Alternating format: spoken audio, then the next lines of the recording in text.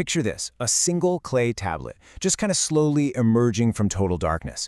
As the light hits it, you start to make out these tiny, incredibly deliberate wedge-shaped marks pressed right into the surface. Imagine the quiet, scratching sound of a sharpened reed stylus echoing through the silence of the ancient world. Because thousands of years ago, way before paper, before ink, and long before books ever lined the shelves of massive libraries, the people of Mesopotamia recorded their entire world in soft clay. We're talking everything from everyday business receipts and royal decrees, all the way to their most profound, sweeping cosmic myths. The whole shebang, carefully preserved in the earth itself. Okay, let's dive right into this explainer. Today, we're taking a trip back more than 5,000 years to the literal birthplace of civilization, those fertile lands sitting right between the Tigris and Euphrates rivers. We're going to explore a massive mystery buried beneath ruined temples and completely forgotten cities. Which brings us to a pretty provocative question. Who exactly were the Anunnaki? Were they simply gods born from the imagination of humanity's earliest civilizations, just trying to make sense of a chaotic universe? Or do these mysterious figures hide a deeper story, one that's inspired ancient myths, legends, and some truly extraordinary modern theories? To figure that out, we actually have to look at how we even know about them in the first place, and the answer is cuneiform. See, when these clay tablets dried out under the harsh Mesopotamian sun, or were baked in the fiery destruction of ancient cities, they became remarkably durable. Empires vanished, temples collapsed, entire languages literally disappeared. Yet this incredibly resilient medium survived, just waiting silently in the dirt to preserve voices that absolutely would have been lost to time forever. Part 1. The Legacy of Clay. Civilization emerges.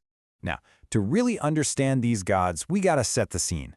Before we had massive nations or kingdoms, people lived in these tight-knit, small farming communities.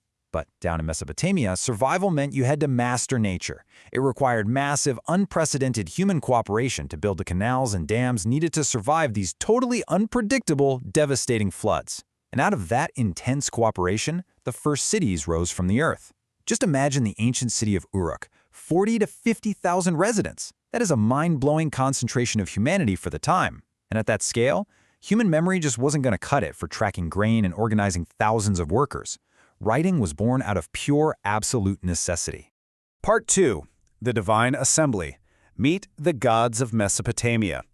So for the folks living in these massive new cities, life was never just about administration and grain quotas. Every single storm, every failed harvest, and every military victory was directly tied to the will of a vast, incredibly complex divine society. To them, the universe itself was alive.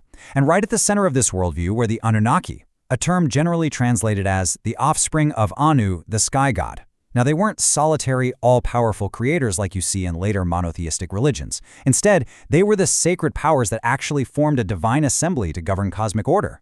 Let's actually break down this divine council so we can visualize the hierarchy.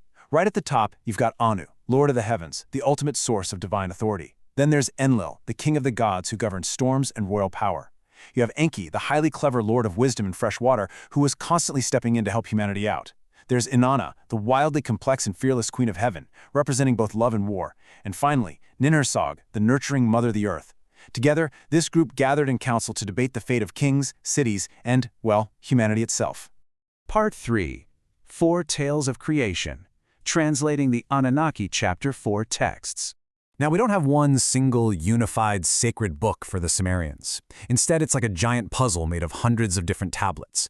But these 4 foundational Anunnaki Chapter 4 texts really reveal how these ancient people understood the origins of the world. First, the Atrahasis focuses on the creation of humans as a way to relieve the gods of their exhausting labor. The Eridu Genesis emphasizes kingship and divine order. Then the Enuma Elish tells the epic story of the rise of Babylon and order emerging from chaos. And finally, the Epic of Gilgamesh explores human mortality. The absolutely crucial thing to remember here is that these stories were never meant to be literal science. They were deep mythological symbolism meant to answer the biggest, most fundamental questions of human existence. I mean, just think about these themes for a second. Why do humans exist? Why do we have to work so hard? According to the Atrahasis, it's actually because the younger gods were completely sick of digging canals and literally went on strike. So humans were created symbolically from clay to take over all the heavy lifting. But when we multiplied and got a little too noisy, the gods sent disasters just to quiet us down. It's this wildly relatable, ancient anxiety about overpopulation and endless work that connects right back to the human experience we can still recognize today. Then we have the Enuma Elish, which famously kicks off with the epic words, "When on high." This text shifts our focus over to the rise of a brand new empire, Babylon. It portrays the god Marduk defeating this terrifying chaos monster named Tiamat. And from her divided body, he literally forms the ordered universe, the heavens, the earth, the stars. Order emerges from chaos, and humanity is created to maintain the temples and keep that cosmic order running smoothly. And, of course, we have to talk about the Epic of Gilgamesh, often considered the oldest surviving epic poem in the world. It's this heartbreaking, incredibly brilliant story of King Gilgamesh. When his closest companion, Enkidu, dies, Gilgamesh is forced to look mortality in the face for the very first time. Completely unable to accept death, he goes on this desperate, sprawling search for eternal life. It's a journey that ultimately forces him to confront what actually makes human life meaningful. Part 4. The Great Flood, a tradition of destruction. So, across all these fragmented texts, one major recurring theme pops up again and again. A massive flood is consistently depicted as the stark dividing line between one age of civilization and the next. The divine order is established, humanity multiplies and annoys the gods with all their noise, and the gods resolve to just wipe the slate clean with a great flood. But Era 4 is where it gets absolutely fascinating. The clever god Enki secretly warns a righteous man, called Atrahasis in one text, Utnapishtim in another, to build a massive vessel to preserve life. The waters eventually recede, and civilization gets to begin anew. This whole tradition of destruction and rebirth was completely central to the Mesopotamian mind. But right here is where we have to take a pretty sharp turn. Because if you go searching for the Anunnaki online today, you are inevitably going to run into this jolting question. Were the Anunnaki actually ancient aliens? How on earth did we go from ancient clay tablets to modern science fiction? Part 5. Gods, not ancient astronauts. Separating evidence from speculation.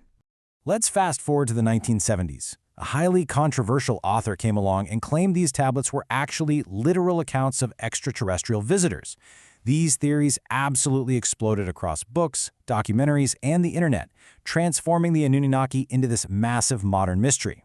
And this brilliantly illustrates the divide, right? On one side, you have the ancient belief in sacred powers governing nature. On the other side, the modern myth of ancient astronauts and literal spaceships. But the original texts use mythic language and ritual tradition to explain the cosmos, not literal descriptions of technologically advanced aliens. Let's stick directly to the source material for a second. The reality is, nowhere in these ancient texts do we find descriptions of spaceships, advanced machines, or alien civilizations in the modern sense. Those ideas emerged thousands of years later through our own modern interpretations. The true wonder here lies in the rich, ancient mythology preserved in the clay, not in modern internet conspiracy theories. Which brings us to why this all actually matters. What you should really take away from this explainer is their true legacy. These tablets represent humanity's earliest surviving attempts to answer the greatest questions of existence. They show us exactly how the world's first civilization understood reality, creation, justice, and their incredibly fragile place in a totally unpredictable universe. They didn't need spaceships to be extraordinary. So I want to leave you with a final thought, inspired directly by the epic journey of King Gilgamesh. When the massive cities we build today are eventually buried under the sands of time, what legacy will we leave behind? And thousands of years from now, when someone unearths our archives, what will future civilizations think of our stories?